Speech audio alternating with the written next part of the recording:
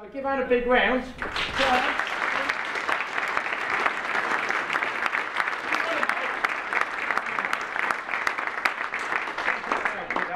I'll shout out loud. Yes, hello. I'm a superhero. Oh gosh, it's true. I don't know what I'm going to say. Driving down in the car this morning, my two little girls were at the back and my mum, and they were going, so what are you going to tell everybody? And I said, I have no idea. And they were going, yeah, you do.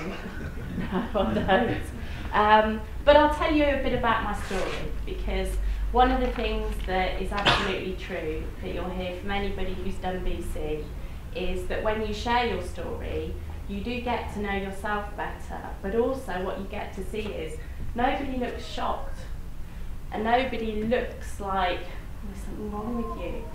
They sort of give you this love, and I heard Guy say this morning when he did the course, and people tell you about themselves, warts, all, good, bad, the ugly, and you just feel totally supported. And it's the strangest feeling, because for me, you know, you hear me talk, very middle class upbringing, went to private school, had foreign holidays. On the face of it, it should have all been absolutely great, but it wasn't. Home life wasn't too good. It felt that I lived on eggshells because my dad had his own business and there were pressures there. As any of you who've got your businesses know, you come home and you're uptight and you might think your kids don't know what's going on, but they do. And then I went to an all-girls school, raised Catholic, so boys were a total enigma, and they still are. I still haven't got that figured out. So, you know, when I hit 18, I went out with the first guy who asked me, because up to that point, the script said to me, well, no one will love you. You're just ugly and plain. I had glasses as well and long greasy hair and not a lot going in my favour, to be honest. So anyway, when he asked me to marry him, I thought, phew, thank goodness, I'm going to get married. Yeah, that's good, I won't be on my own. So we got married, and I remember waking up in the morning and not feeling excited. It was a misty day, and my dad brought me tea and toast in bed, and I went to get my hair done. And I knew that everybody, all my friends, all my family were going to be at the church, and that was what I was looking forward to. Not necessarily being with that person for the rest of my life, but I was doing it because I thought I should. So we got married and we had a great life. You know, some people might say we went on lots of foreign holidays, travelled the world, and then I fell pregnant. And I spent 9 months kind of in denial, thinking, it's not going to happen, it's not coming out, it's just, you know. And I remember walking around the town being in labour, thinking, it's not me, and seeing somebody down here, and they said, when are you due? Thinking, not me. Charlotte, who's my eldest, came into the world eventually. She got stuck, and I'm convinced now that was because in my head I wasn't going to have a baby. So I needed a little bit of help, and so did she, but all turned out well.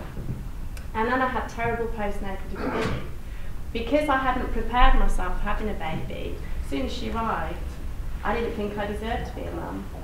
And yet, if you'd have seen me in my work life, I had a responsible job. People, you know, would come and ask me for advice, and I liked being useful, and I liked being able to help people.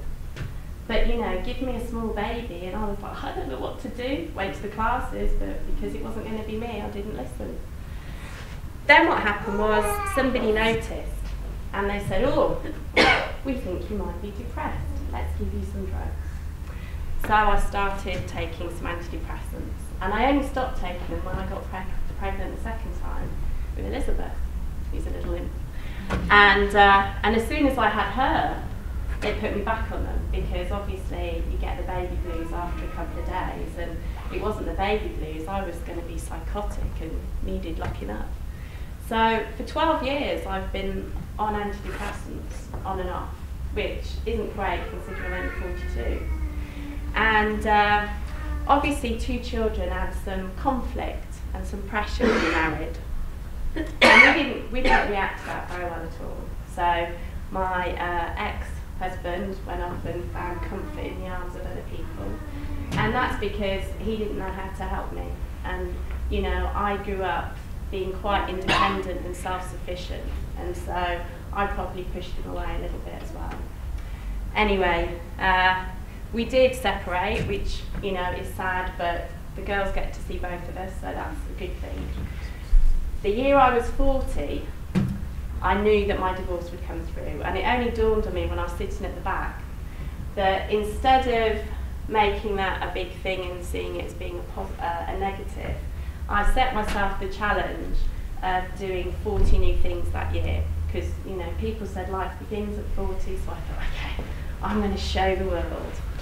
So from New Year's Eve, I think it was 2009, till New Year's Eve 2010, I tried to do 40 new things. So I learned to ski in a day, and I didn't realise it at the time, but I also broke my first bone.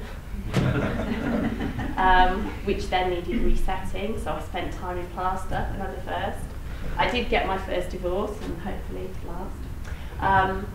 But I pushed myself so hard to try and prove that I was something that I wasn't, that I gave myself my first nervous breakdown as well.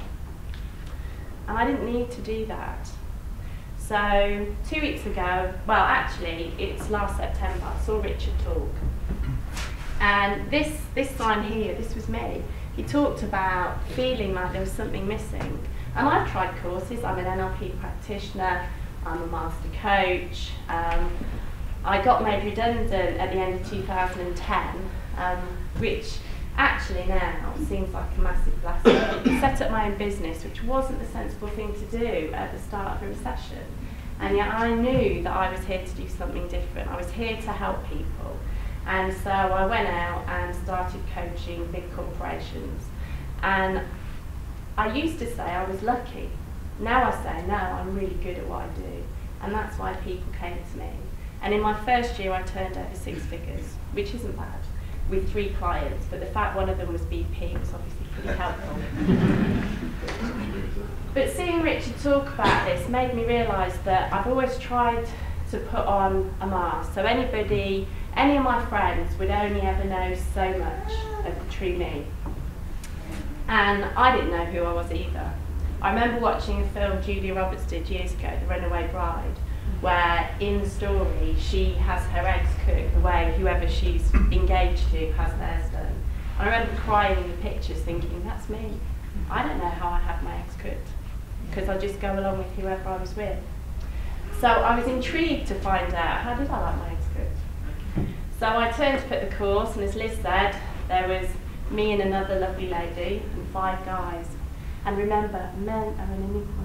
I don't get men. So the thought of having to share my true self with these people was absolutely terrifying. And I could have chosen to not tell them the story and just given them enough information that kept me safe. Or I could choose to trust that actually it was my time. And that's what I did. And I felt totally loved and supported. And it sounds really dramatic to say it changed my life, but it did. I'm not on antidepressants.